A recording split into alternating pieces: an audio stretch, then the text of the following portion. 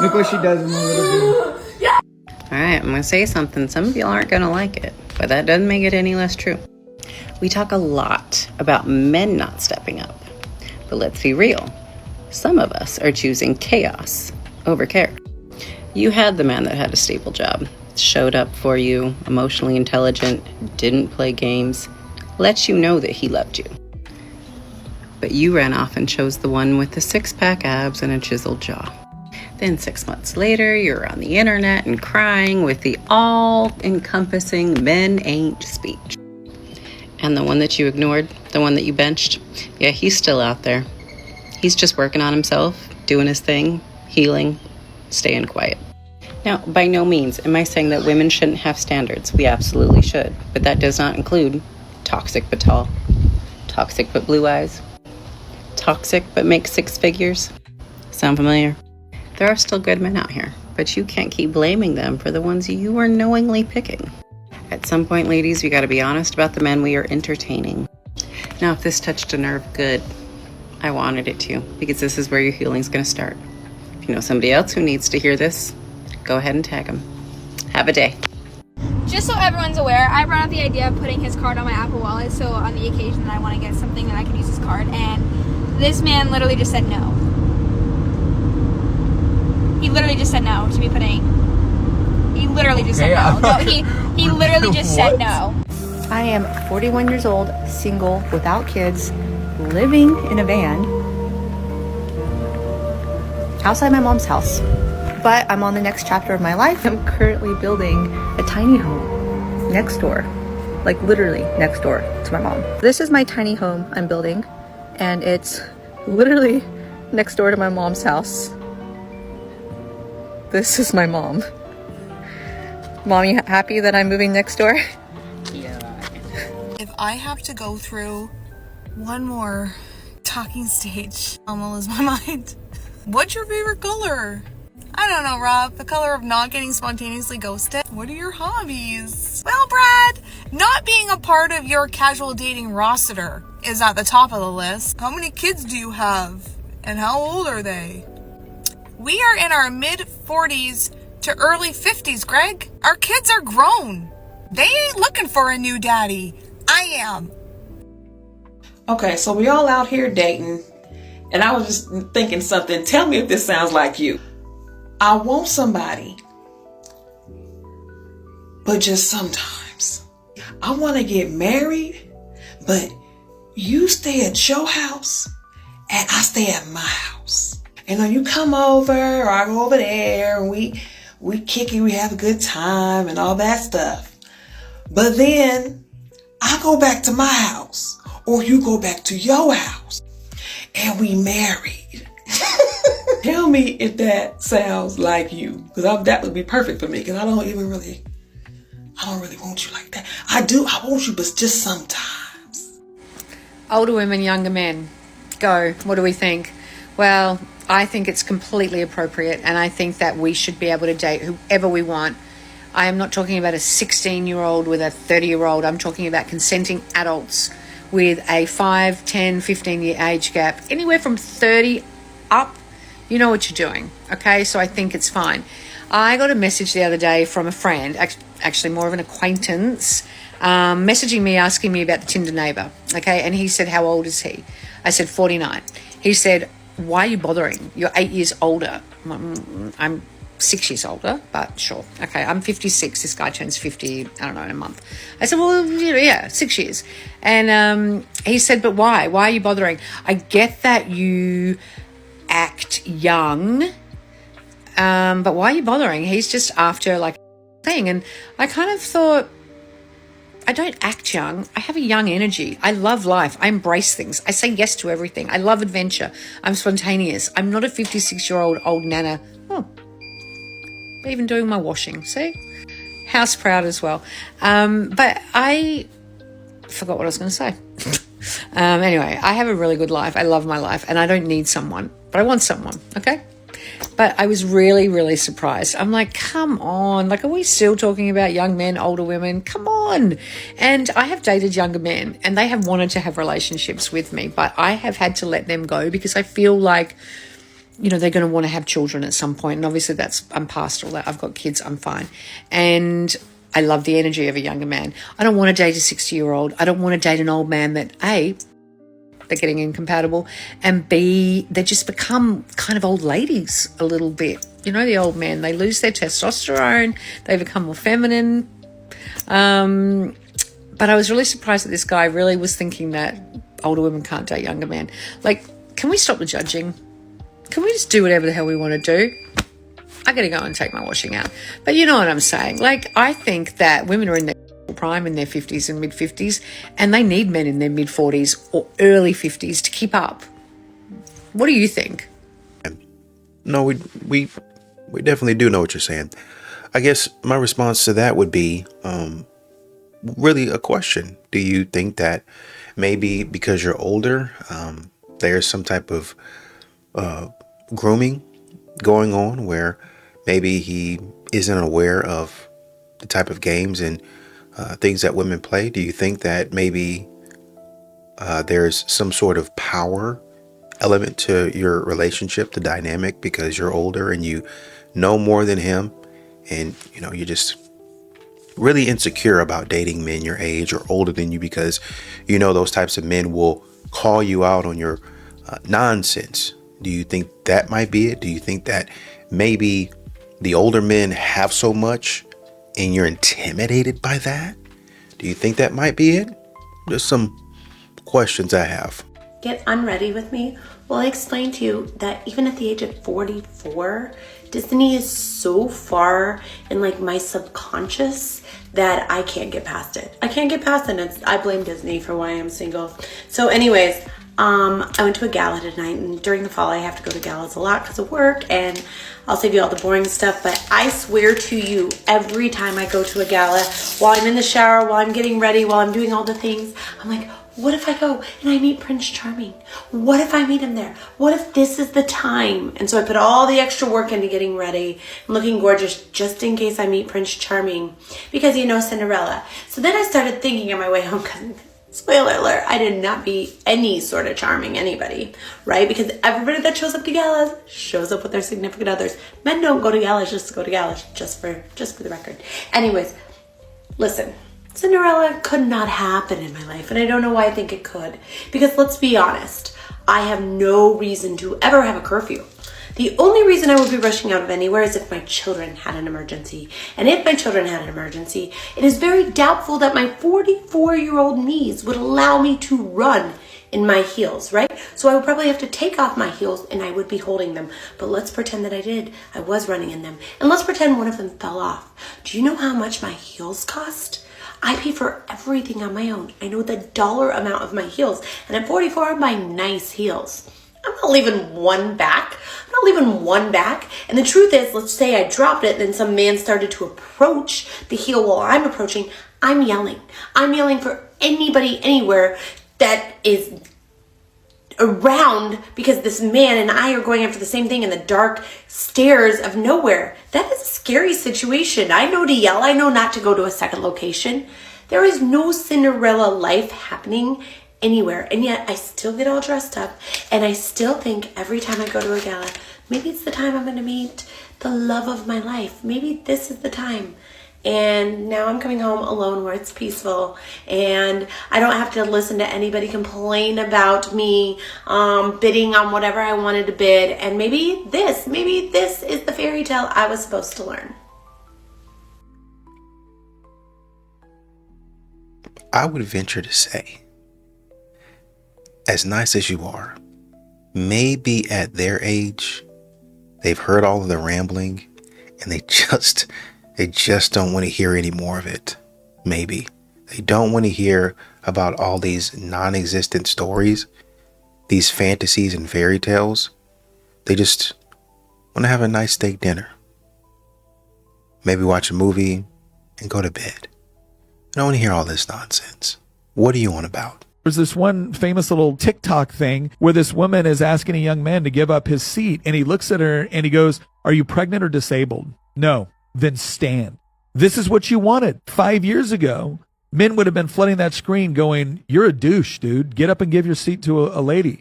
Now it's like, I guess this is what you wanted. Chivalry is dead. No, okay, this is important. It's not that chivalry's dead. Men have simply said the women who do not want chivalry will not be afforded any chivalry, because it is the only way that those women will realize, oh crap, we really liked chivalry. Because sometimes people don't correct until they realize that what they thought they wanted is not what they actually wanted. 50% of men are not looking for a relationship with a woman. I just finished the Stephen Bartlett episode with Chris Williamson, and this statistic... My husband just called me and he said, did you know that we were on our honeymoon 1 year ago today? We got married 4 years ago, went on our honeymoon right after. So I said, no, we weren't. Silence on the other end. Then he starts to chuckle and says, well, what do you mean? Yes, we were. No, we weren't. He says, are you messing with me? Are you trying to just be mean? I'm like, no, we weren't. And then he says, but a picture popped up on my camera roll that said 1 year ago today, and it's us in Montana. So I just say, okay, well, we weren't on our honeymoon 1 year ago today. And then I think he finally starts connecting the dots, and he says, how long ago did we get married? So I tell him 4 years, and he just says, okay, whatever, and hangs up. Did you say, but thanks, babe, for trying? Because really what he called for was to have a moment. That's what he called for. He called to connect with you. He called to say, hey man, let's celebrate. Let's do something. If you would have finessed it, you'd have been at a nice dinner. And you could have reached across the table and said, babe, I want to tell you something. That picture that you were looking at, that's just like a highlight or something like that. So you mean to tell me we've been married for longer than that? Yeah, what are you talking about? And then like really give him a hard time about it. You know what I mean? Just like really go in, like nothing disrespectful, but like, what are you thinking? Oh, well, you know, and it'll be something that's an ongoing joke in your relationship. But too many times modern women cut it off right there. And then, and this is what men talk about, protecting the relationship. And then you have women in the comments trashing the guy. Oh, maybe that is this supposed to be cute or funny because it's not. Oh, this is a red flag. You need to run. I think it's really, really sad. They don't have nothing else to do but to be miserable and make everybody else's life miserable. They act like, now see, this is what I'm saying. They act like they can remember everything. Well, how could he forget that stuff? I don't know. It's pretty easy to forget a date. I know parents that have forgotten their children's names, men and women. Parents that have forgotten their children's birthdays, anniversary dates. Some people, especially men sometimes, once they get working, all I'm focused on is making this bread and taking care of my family. I love my wife, and the way I show love to my wife is making sure I take care of the family, making sure that she's clothed, fed, has a roof over her head, and not just the bare minimum stuff that you like, oh, I just a t-shirt and some sweats, that's all we can afford. No, I'm trying to make sure we have a nice house, a nice car. We can go some fancy restaurants, vacations. We can do that stuff. So when she looks around and sees her friends, she doesn't feel left out. That's how most men think. Could men be better at maybe remembering dates? Sure. But I also think women could do the same thing. Y'all act like y'all don't forget that type of stuff. Number one. Number two, y'all don't even think about. There's some things that men remember that are important that y'all don't even think about. But when y'all get on here talking about it, women in the comments, oh, I never remember that stuff because it don't matter to me. He takes care of all that. I don't even remember that. Talking to somebody the other day, wife don't know who the phone carrier is, who they're with. Oh, I thought we were with this person or these people. No, we haven't been with those people for 8, 9, 10 years. What are you talking about? Well, I thought no, we've not been with those people for a long time. The rent? Don't have a clue. Don't have a clue about it. The light bill? Don't have a clue. Because I never even worry about it. I never even think about it. Come on, guys. Do you see him online talking about that type of stuff? Nope. Not at all. So in the recent past, I have been dating men because, historically speaking, from the ages of approximately 13, 14 years old until 2-3 years ago, I had exclusively experienced attraction to women or girls, depending on how old I was. So, following my disastrous attempt at marriage to a woman, I decided that I could never have my heart broken in that way again. So I was going to give the other side a shot. I live in Denver. Dating in Denver is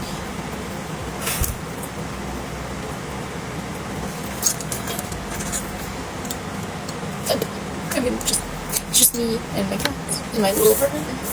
And we're good. That's all I need for the rest of my life. I'm set. I'm good. Maybe you should take some time to figure out what you need out of life.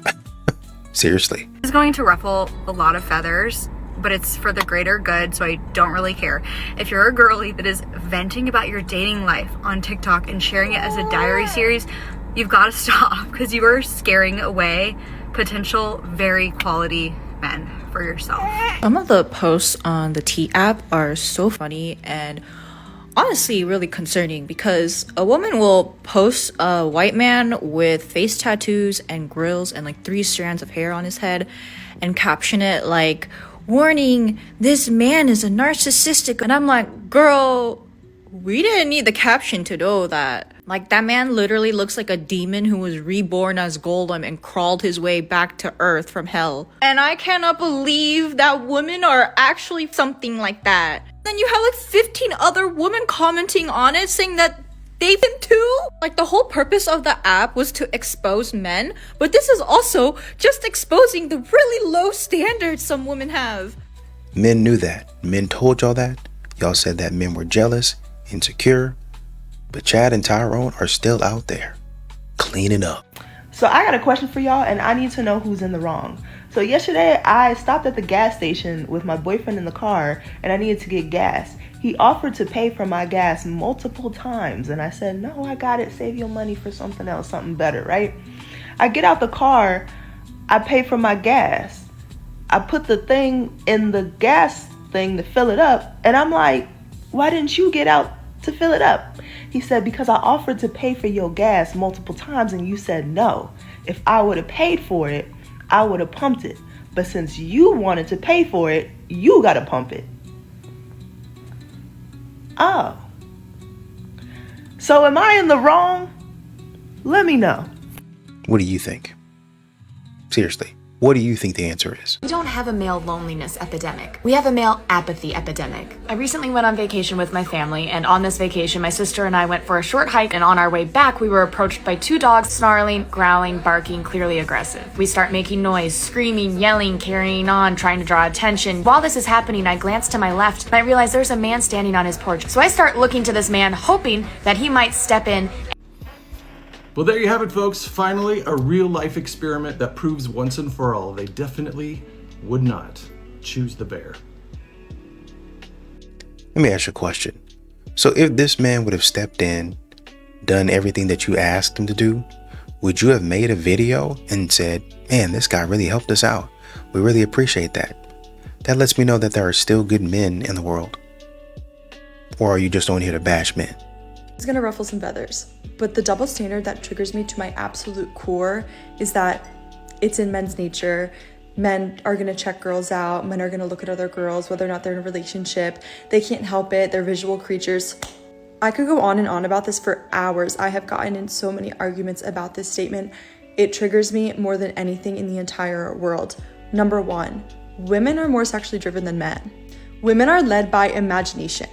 So if any gender is going to be out in the public looking around and imagining inappropriate things, it's going to be women. That is how we feel things. You know what I'm saying? Like, we can imagine it. My second point is guys think it's so cute that they can just look around. They're like, oh my God, that girl's hot. That girl's hot. Oh my God. I just want to let you know that every time you're doing that, picture that happening to your girlfriend. Every time your girlfriend is out, guys are thinking the same thoughts you are when you're out. They're thinking about doing inappropriate things to your girlfriend just like you're thinking about inappropriate things when you're looking at other girls. Thirdly, I have never in my life ever looked at a guy that's standing with a girl, and if he's looked at me, I have been so disgusting and repulsed. I don't care what he looks like. If a guy that's standing with a girl even looks at me, immediately I think scum of the earth, disgusting, nasty, nasty man. The hottest guys are the ones that if they're with a girlfriend, they don't even look your way. That is such hot behavior. Men and women have the same exact desires, sexually, romantically. Women check out quicker in relationships than men because we require a lot more, which means women actually are out searching for what they desire more frequently than men because we check out from our partners quicker than men. It is one thing to walk by somebody who's objectively attractive and think that person's attractive. It stops there. You look for a second, you look away for a second, and it does not cross your mind again. And I just want the men out there to realize that every time you're staring at a woman like that, 3 million men are staring at your girlfriend like that every single day, every time she walks out of the door. Do you want that? Does that make you happy inside? I sure hope not.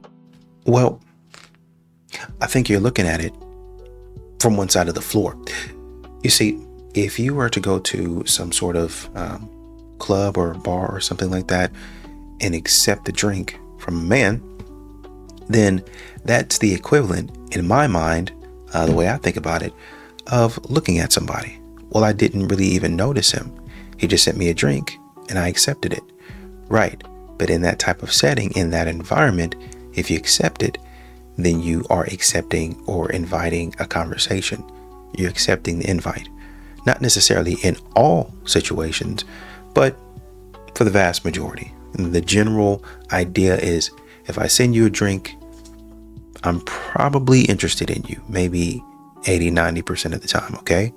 So that's you looking, noticing, and saying, I'll allow this guy to come talk to me. Oh, we're just friends, we had good conversation. But your man might say, why would you be having good conversation and imagining things? You could be imagining things. It's a possibility. This is the stuff that you're saying about men. It's a possibility that you're imagining a conversation and that emotional connection with that man based off of, what you guys talked about. It might not go anywhere. It may go somewhere. Who knows? But it's on you to control whatever it is that you're thinking in your imagination. You're saying, well, we have a higher drive than you guys. You're saying, well, we can imagine things and work things up.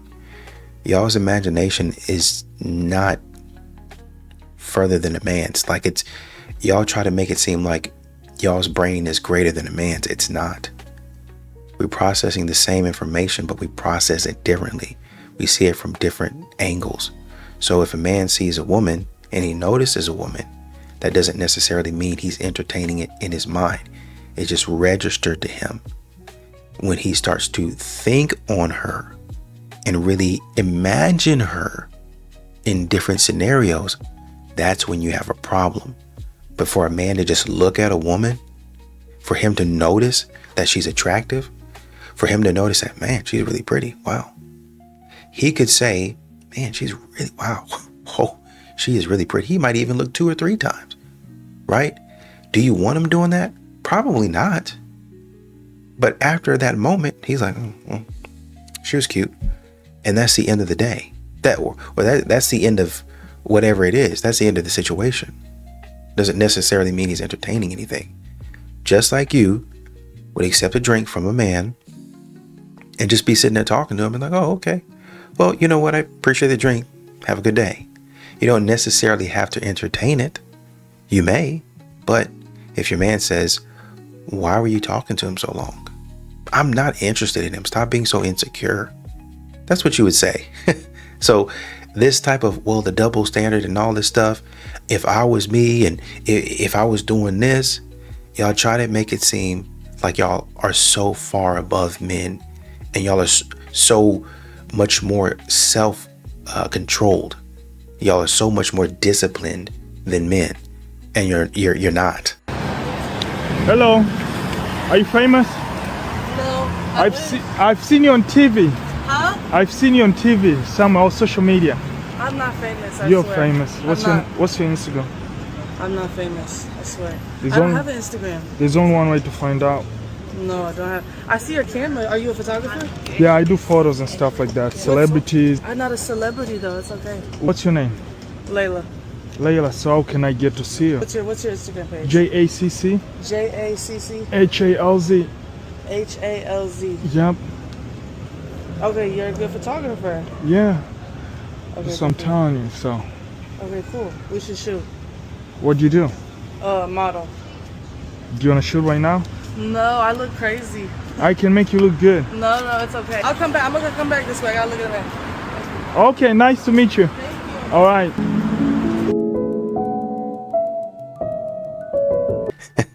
I thought that you said that you didn't have an Instagram, Layla.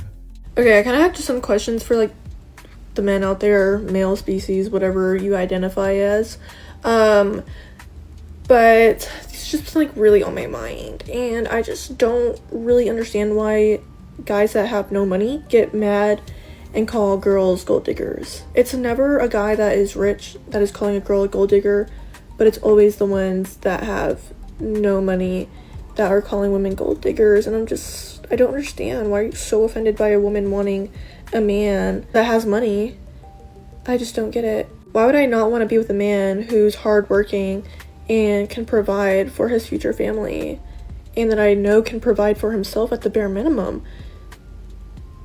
Why would I not want that for my family? I don't really understand. I think it's really just a skill issue and an ego issue and a job. Oh, sorry, I forgot that word's really triggering to some people, but a job issue. Because at the end of the day, if you really wanted it, you would do it. So I don't really know. If somebody could answer this for me, I just don't understand the concept of calling women gold diggers when you have no gold to dig. So somebody let me know. Let me know in the comments. Have a great day. There's a guy here in the comments that said, because when men's insecure, fragile, inflated egos meet a woman that actually has their crap together and has standards, it threatens their delusion and they get mad jealous and they DL. And she responded and said, okay, it makes sense now. It doesn't, actually. It's stupid what he just said. It's a bunch of nothing. He's just talking. I don't know where he got that from. It's probably listened to a couple of podcasts by Sprinkle or whoever it is. Anyway, that man probably needs to stay off the internet for a while. Okay, y'all seem to be fascinated by my taste in men and the treatment that I accept, so I'm gonna give y'all a masterclass on my non-negotiables. I got this written down so y'all know I'm not playing.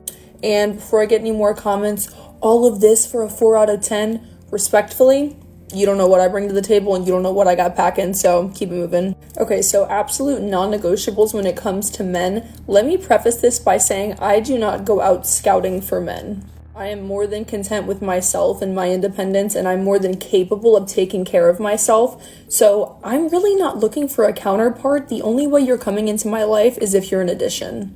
With that being said, number 1, must have a career. Must have a career. Notice how I said career, not job.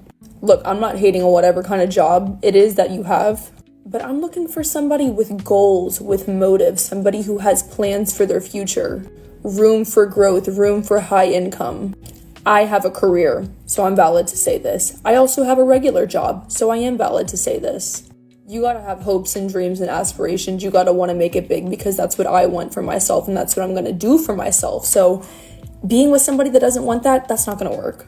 Number 2 is your relationship with your parents. Now look, we all got mommy and daddy issues. Lord knows I have my half of it. I'm not hating on that. It's the way you treat your parents. Blatantly disrespecting your own mother, immediately no. If you're constantly fist fighting your own father, immediately no. I'm not saying the relationship has to be perfect, but I think the way that you treat the very people that brought you into this life shows a lot about character. Number 3 is your track record. You might as well call me the FBI, because I will do my digging on you.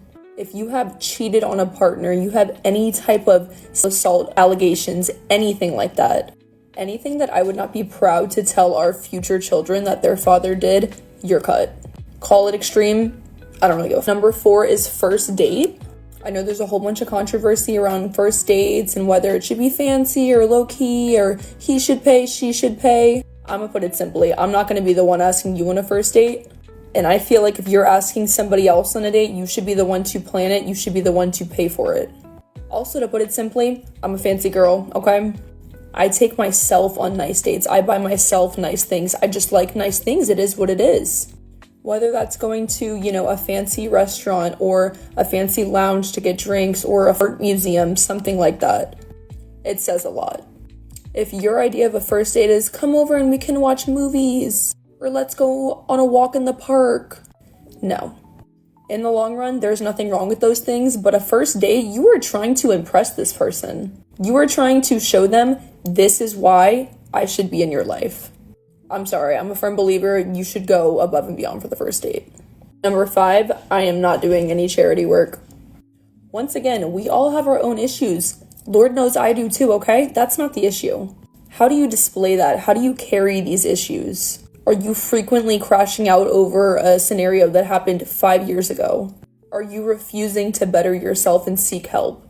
Do you constantly do terrible acts and then blame it on these issues? I'm sorry, I am in no position to play mother or therapist. I've done it too many times. I need a grown man that can handle himself. Somebody that is wanting help and is wanting guidance, I'm all for that. You can come to me with all of your problems. I feel like in a relationship, it is your responsibility as a partner to help your significant other, to better them, to help them grow, all those things. Like I said, there's nothing wrong with that. I'm not in a position to deal with that. Like I said, Lord knows I got my own. Number 6, and this is a big one, how did you approach me? First impressions mean absolutely everything to me, and that's why this is so important. When you came up to me, did you say, damn, you're baddest, let me get your Snapchat? Because that's not going to cut it. Did you make an inappropriate comment about me? Did you try and hit it off with some rude joke about me thinking I was going to think it was funny? There's a lot that goes into that. I'm telling you a simple, hey, I think you're beautiful. Hey, I thought you were so interesting. We should go on a date. I would love to take you out. Something like that. It's that simple and it works. It's effective as long as the effort and intention is there. Number 7 is who are your friends and how do you act around them? I'm a firm believer that who you place yourself around is who you are. If you surround yourself with extremely low vibrational, delinquent people, I can't handle that. That rubs off on you. In addition, if you act a certain way in front of your friends that's different, or you treat me differently in front of your friends, no. I think that shows weakness of character, and weakness of character will manifest a whole bunch of problems in a relationship. With that, number 8, personal character. Absolute off-the-table non-negotiables. Homophobia, racism, bad language, egotistical, combative. I don't tolerate hate. I don't tolerate anger. I don't tolerate narcissism. None of that. It's not what I do. It's not who I am. I can't be with somebody like that. I'm looking for someone that's gentle, that's kind, that's understanding. Because I would like to say I am the exact same way. I've really never been one to hit it off with those super egotistical, loud, funny guys. I don't know, it's just my personal preference. We end up never getting along in the long run. I would consider myself more of a calm, reserved, observant person, and I think I match best with people who are also like that. Number 9, last one, your style, your hygiene, your living space. These may seem surface level, but on the back end, it shows a lot about who you are as a person. If you don't care what you're walking out the house looking like, what your hygiene is looking like, if your apartment's clean, that says a lot about personal care. And I'm very big on all of that. I'm sorry, but at this big age, if your apartment is a mess, you haven't done the dishes in a week, you're leaving the house in a mismatched, ugly outfit, you don't even know what moisturizer is, you don't know how to do your own laundry, it's just not for me. Yeah, that kind of summarizes my non-negotiables when it comes to men and dating and relationships. And before I get a bunch of angry men in my comments telling me that I'm asking for too much or I'm too high maintenance, do not worry. We don't have to date. It's fine. It's all good. So I think you made some good points in terms of good parents and bad parents and being disrespectful. I thought that was a good point there. And generally, I agree. But I would advise that you be careful of some of the things that go on and some of the things that have been said by the parents, some of the things that have been done by the parents. You can have some really terrible issues. You talked about racism. Thinking of a situation right now where the mother and the grandmother and the great grandmother are all racist, all of them. And we're not talking about back in the 1950s, 1960s. We're talking about, the great grandmother at this point in time would have been somewhere around that time. But we're talking about the woman's around my age. So we grew up well after the 1960s, well after the 1970s, well after all that. So you should have some sense about you to not be talking to people like that. But they do. And when the daughter starts to say, hey, you gotta stop talking to me like that. You gotta stop calling me that. And you say, I'm going to keep on doing it. My point is just, you might need to ask more questions about that. I thought you made also a good point about how to approach respectfully. I thought that was really good. A lot of men have questions about that. So I thought you explaining that was, it could be helpful to a lot of men. I will say, number one, men like nice things too. And then also, when you're on that date, you're going to need to impress him as well. So just keep in mind, well, I've got a career, I've got this, I've got that. Men generally, they care about that stuff. It's fine, but it might not necessarily be a priority to them. So you're going to have to figure out how to impress that man just like he's impressing you. You've got your nice little list down of things that are non-negotiables and whatever and whatnot, but you need to also probably write down a list of things that you think a man would like. Well, what do men like? Well, if you got somebody in your life that can talk to you about that, that would be your research. You talk about doing background checks and all that other stuff. Do a background check on what men like. Does that make sense? So like I said, you need to impress that man as well.